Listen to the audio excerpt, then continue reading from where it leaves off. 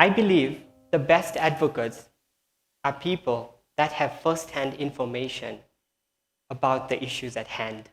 What exactly do I mean? An advocate is a person that carries out a cause on behalf of someone. An activist is a person that champions a cause in order to bring about social change.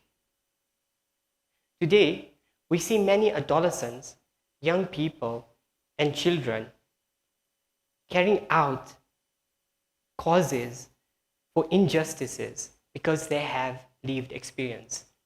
I started my advocacy journey at the age of 16, and I never thought that by the time I am in my early 20s to mid 20s, I would actually be a mental health expert. I am, and I have been on a journey of identity exploration, and I am trying to define myself as an adult. An adult is defined as someone who is fully grown or matured. But that is different today, as the definition is more fluid, defined by the experiences and the reality around them. Today, adolescents and young people are actually growing up in a culture and environment that is influenced by many factors. The factors include 1, genetics, 2, psychology of learned behaviors, 3, social and environmental factors.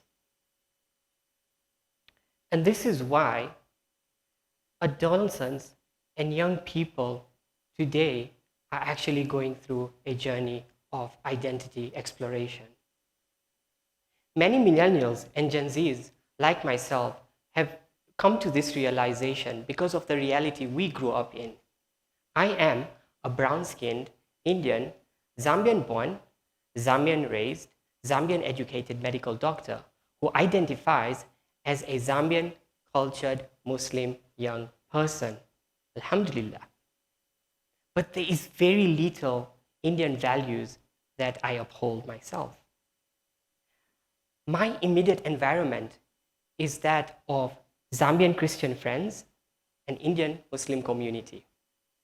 So when my peers in these communities ask me, why do I relate more with the Zambian values? Are they wrong? Are they stereotyping me? These are questions that I often explore, and they overwhelm me, to say the least. In my practice so far, I have had the opportunity to interact with thousands of parents, guardians, and caregivers that come to me with a problem child, a problem adolescent, or a problem young person. According to these adults, the problems that these young people face include challenges with an education, not wanting to study, sexual and reproductive health concerns, pornography, aggressiveness, suicidal thoughts, not wanting to leave, substance use, and many more. On the opposite spectrum, the children, adolescent, and young people will say, they don't understand me. The part of our body, the organ that is responsible for these problems is known as the brain. And the study of the brain is called neuroscience.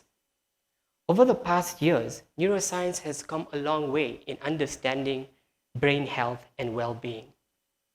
Did you know that the part of the brain that is responsible for emotions, understanding emotions, develops from the ages of 14 through 16?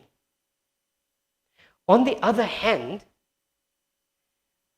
this part of the brain that is responsible for understanding and expressing consequences of those emotions only develops later on in life, in the mid-20s. What this means is an adolescent at the ages of 12 to 14 will be able to express emotions such as happiness, sadness, anger, surprise, and disgust. But they will have a challenge in understanding the consequences of those emotions. That is what is right versus what is wrong. This is significant because there is a mismatch between feeling emotions and controlling emotions. Adults need to appreciate that children and adolescents are not acting up or being stubborn, but rather their brains are still going through those neuronal connections for them to make sense of their reality. And so adults need to support these young people. Apart from understanding the brain development in a young person's journey of identity, today, civilization is going through many shifts. And these shifts are because of the change in the reality around us. There is a massive shift from vocational jobs, traditional vocational jobs such as farming and fishing, to now economies that are based off education and skills. This is both in the formal and informal sector. There is now a shift from male-headed households and early marriages to mixed gender-headed households and women-led households. Today, in Zambia, we have homes where both the boy child and the girl child is actually groomed to thrive as independent beings. However, the girl child is being requested to be a submissive partner due to our cultural beliefs, values. There is a shift and open discussion about sexual and reproductive health. We have many young activists and advocates championing the cause of discussing sexual and reproductive health. We also are experiencing a shift from strong beliefs and values in religion to open spaces amongst youth in understanding how to practice religion. Should we practice religion just in the house of prayer or anywhere? There is also a shift where young people are openly discussing habits such as substances and sharing experiences. The truth is, young people are still looking forward to adulthood, but it is taking longer for them to reach there. They are reaching adulthood later in their 20s to 30s. We are experiencing a generational divide, which is something new for all of us, and we are all reacting to it differently. I believe that we can do better. We can redefine and rebrand bonds. The last decade for me has been a journey of putting together the pieces of this generation divide. I have been privileged through my practice to help different generations understand the journey of their realities and guiding them through the 4 pieces. The 4 pieces of guide that we can use to navigate this generational divide are: number 1, bonds.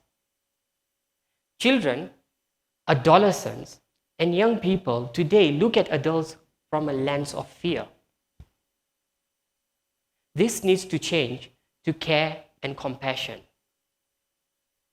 Adults, on the other hand, need to stop looking at young people and adolescents as responsibilities, but rather look at these young people as individuals with whom to thrive and go through a journey of growth.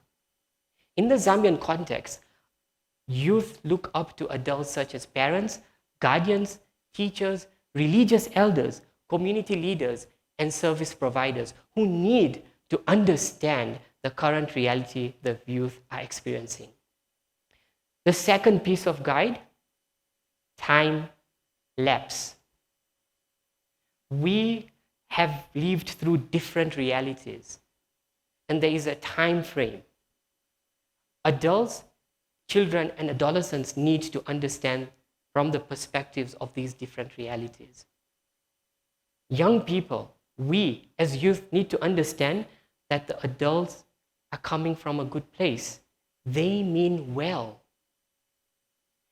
And the adults need to accept that children may delay their responsibilities and are going through a journey of identity development and growth.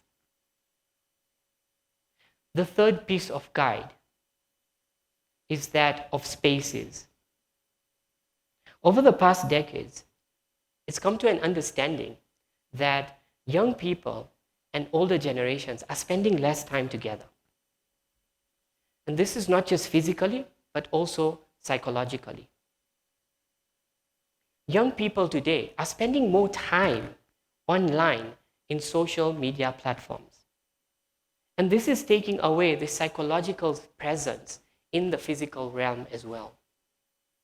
This is affecting their time on spaces such as meal times. And adults need to understand that social media spaces and virtual spaces are as tangible and physical and real as the reality that we are living in today. Adults need to foster and provide spaces for young people to be able to express themselves, to be able to share what they aspire. This can happen anywhere and everywhere, not just at school, not just at religious places, but also on social media platforms. A couple of years ago, in my practice, I was given a problem child. This was a girl that was in her grade 10. She was brought to my attention by her parents to say, "Can you help us deal with this problem?" This girl had graduated from grade 8 and grade 9 as an exceptional above average student with very good grades, and the teaching record showed that. But her behavior had changed. And so, when she came to me, we carried out an assessment and a formulation.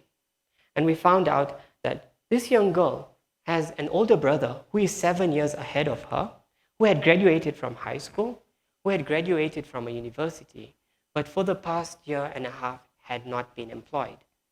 And this made this young girl feel uncertain about her future. And she said, "Why should I put in all this effort now? Should I not be doing something else?" The young girl did not reach out to anyone in person, but she did reach out through social media because she felt that as a safe space. Safe spaces can look different for different young people. The fourth piece of guide, we need to normalize mental health and mental illness using local culture. As a mental health care professional, I can tell you that in Zambia, we have a huge mental health gap and a landscape of mental health that is lacking. This is not just true for Zambia, but also in sub-Saharan Africa and all over the world. Arguably, there is no country in the world that has a fully inclusive youth mental health system. In Zambia, we have a lack of mental health literacy, a lack of mental health services, and a lack of mental health treatment. Anxiety, depression, suicide, substance use are not problems, but these are traits, feelings, and realities that young people today are experiencing. And we need to provide them with locally cultured, tailored support and treatment. This is a journey that requires all of us to be present. The older generations, the younger generations, and for those in between. When a parent, an adult, thinks of an adolescent or a young person as a problem, they need to remember that their brain is still developing and we need to support them in their developmental journey by redefining and rebranding the bonds. And young people need to understand, especially that adults of yesteryears mean well. Shifts such as gender equal communities, sexual and reproductive health conversations, how to practice religion, among many, are conversations that should be provided with spaces by adults so that young people can feel invited. This is a key ingredient in the domain of mental health and well-being. With the many Zambian parents, guardians, caregivers, children, adolescents, and youth that have said to me in my practice, Amulungu, aku daliseni, zikomo. I would like to say, may Allah Almighty bless you and thank you.